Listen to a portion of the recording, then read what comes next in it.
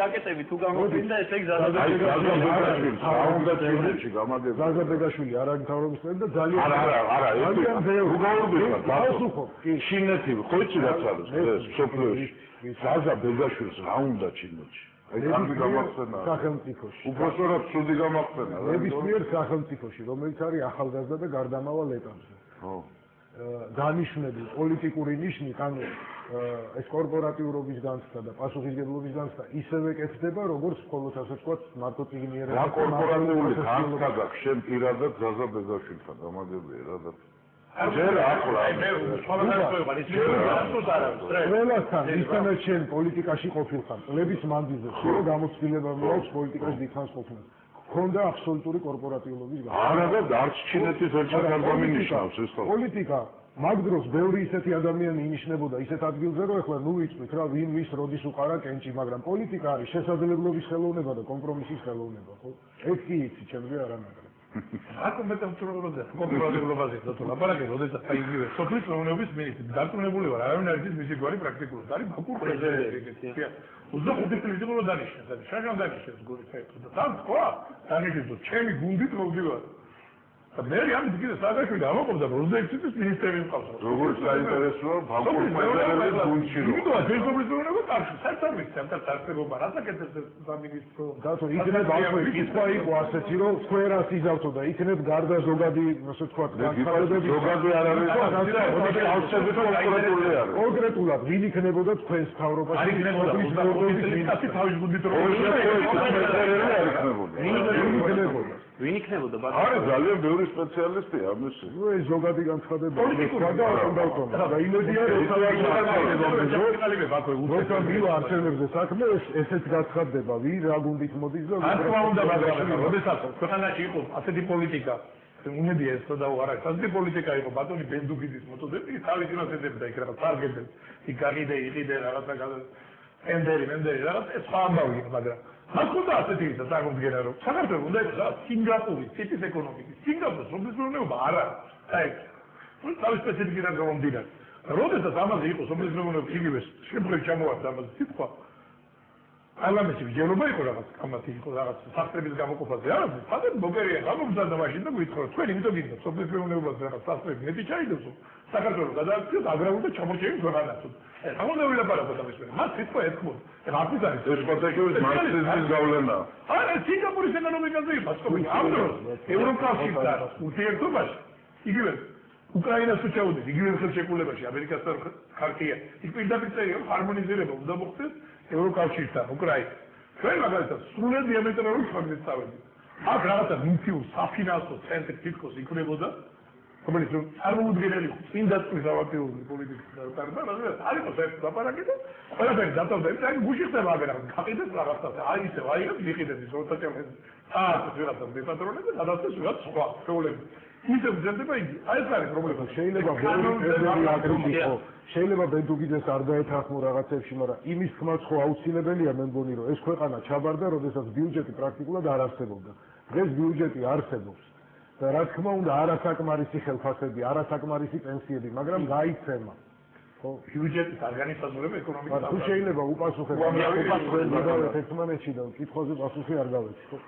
განსაკუთრებით საომარ ვითარებებში კრიზისულ ვითარებებში უსაფრთხოებას გულისხმობ ხო ჩვეულებრივი ამბავია რომ რაღაცა დოკუმენტები მზადდებოდეს არა ისე რომ აი საჯაროდ ყველაფერს იხილავდეს ეს ერთი თუ დოკუმენტი კონსტიტუციის მიხედვით შეგიძლიათ ნახოთ არის სარატიფიკაციო ის აუცილებლად იქნება განხილული რაც თქვენ ახსენეთ რომ პირდაპირ ვინისთან იყვნენ მომდგარენი ხო ეს რუსული ტანკები ამ დროს რაღაცას ხელი მოეწერა რომ ეს პროცესი გაჩერებული იყო ხო იმის წინასწარ განხილვა და საჯაროდ გამოტანა შეიძლება ცოტა უხერხული იყოს მაგრამ 2 თუ 3 დღეში ეს ყველასათვის გახდა ცნობილი და ასევე ამ დოკუმენტზე რომელზეც ვილაპარაკეთ თავიდან ამერიკულ ქართული ხარტია იგივე გითხარით მე რომ ეს არ არის ინდონის დოკუმენტი სადაც კონკრეტული ფინანსური ვალდებულებები ან თუნდაც სამხედრო ვალდებულებებია გაწერილი ბაზა იქნება ეს თუ სხვა რამე როგორც კი ასეთ დოკუმენტი გაჩნდება იმ წუთში იწვება კონსტიტუცია და ესეთი დოკუმენტი იქ მოხლებია მთელი კონსტიტუციაში რომ სხვა ქვეყნის ჯარების გადაადგილება როგორ განიხილება და რანაირად იქნება ის აუცილებლად იქნება გახსოვილი ბატონო როდის გაფორმდება ეს ხელშეკრულება უნდა დავასრულოთ უნდა დავასრულოთ როდის კონკრეტულად წელს მოესწრება ეს თუ გაიცადა? ვერ გეტყვით ზუსტად, მე ვიცი რომ გამოგზავნილი იყო სამუშაო ტექსტი ვაშინგტონიდან, აქედან გაიგზავნა გარკვეული რაღაცა წინადადებები, რომ მოდი აი ესეც დავამატოთ და ამის გახილვა მიმდინარეობს და ეს არის დღეების საქმე ჩემთვის. გასაგებია, დიდი მადლობა. დიახ, ნიკოლოზ ვალიაშვილი. გავაგრძელო პასუხი რა შეკითხვაზე. მართლა ძალიან საფათო, ასე ვთქვათ, დილიგზე გავდივართ რა, ანუ ჩვენ ახლა ისევ თუ დავიწყებთ აქ რაღაც კონსპირაციულ თეორიებზე ლაპარაკს, რაღაც შეთქმულებზე და პოლიგონად ხარ გადავიქცევ, ეს არის თქვათ მარტივად რა, ძალიან სერიოზული, უმნიშვნელოვანესი პოლიტიკური, ძალიან წონადი დოკუმენტი, რომელსაც დარწმუნებული ვარ, რომ არ არის საიდუმლო პუნქტები შიგნით არ აქვს, ეს არ არის გეორგიევსკის ტრაქტატი და რაღაცა წიგნი ფიცისა, ეს არის მნიშვნელოვანი, თუ მას გამოვიყენებთ ჩვენ გონიერად, თუ მას ჩვენ არაუფრიალებთ მართლა ჩვენ ცდილობენ მეზობელს და იმავდროულად რა თქმა უნდა მე პირადად უდიდესი სიამოვნებით მივესალმებული თუ საქართველოს გააფორმებდა ანალოგიურ ქარტიას რუსეთთანაც, ყველა ჩვენ მეზობელ ქვეყანასთანაც, სამწუხაროდ ეს ახდება. დიდი სიამოვნებით ვითანამშრომლობის სტრატეგიულად რუსეთთან თუ ის აღიარებდა ჩვენს ტერიტორიულ მთლიანობას, თუ იცნობდა ჩვენს სუვერენიტეტს და ასე შემდეგ. დიდი სიამოვნებით გასვლა, მაგას კარგი როცა შენ აფორმებ მეგობრობის და თანამშრომლობის მემორანდუმებს შენ გარშემოყოფ კოლუმბისი და დუმაში თუ და შეიძლება ღირებულებებს, რა თქმა უნდა. ძალიან იყო ფაშიზმ საქართველოს მოახდინა რატიფიკაცია 1996 წელს ჩამჩქარდა შეყოლებას. რუსეთმა გამოხსენია.